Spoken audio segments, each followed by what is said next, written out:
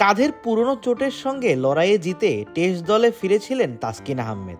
আছেন পাকিস্তান সিরিজের 2 টেস্টের স্কোয়াডে। তবে দল ঘোষণার সময়ই বিসিবি জানিয়েছিল সাদা পোশাকে নামার জন্য অপেক্ষা করতে হবে তাসকিনকে, কারণ প্রথম টেস্ট খেলতে পারবেন না তিনি। ওই সময় এই পেসার খেলেছেন এ দলের হয়ে 4 দিনের ম্যাচে।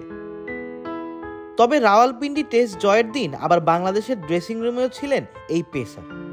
পাকিস্তানের মাটিতে এ দলের হয়ে নামার আগে গত বছরের জুনে আফগানিস্তানের বিপক্ষে সবশেষ লাল বলের ক্রিকেট খেলেছিলেন তাসকিন। প্রথম শ্রেণীর ক্রিকেটে সেটিই তার সবশেষ ম্যাচ। আর চলতি বছর বিপিএল চলাকালে কাঁধের পুরনো চোটের কারণে টেস্ট থেকে সাময়িক বিরতিও নেন 29 বছর বয়সী এই পেসার, যে কারণে ঘরের মাঠে শ্রীলঙ্কার বিপক্ষে টেস্ট সিরিজও খেলা হয়নি তার।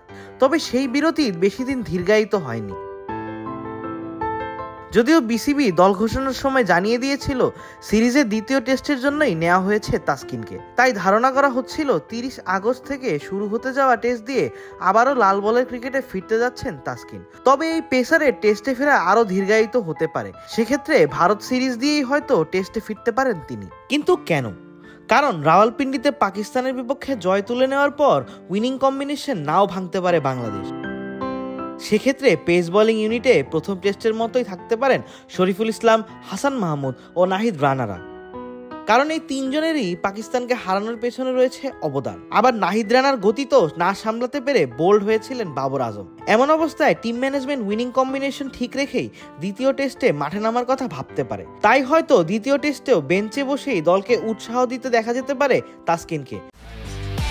একমাত্র ওয়ালটন এসি দিচ্ছে 1 বছরের রিপ্লেসমেন্ট গ্যারান্টি এবং কম্প্রেসারের 10 বছরের গ্যারান্টি।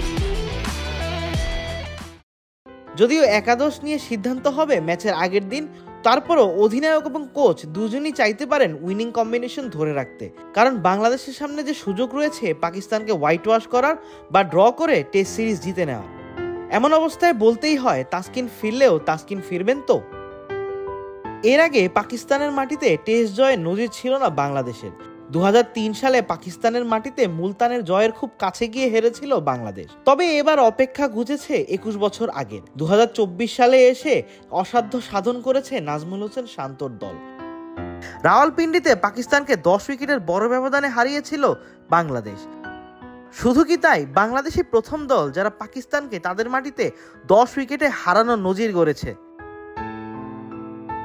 আবিদ মোহাম্মদ, ক্রিক ফ্রেন্জি।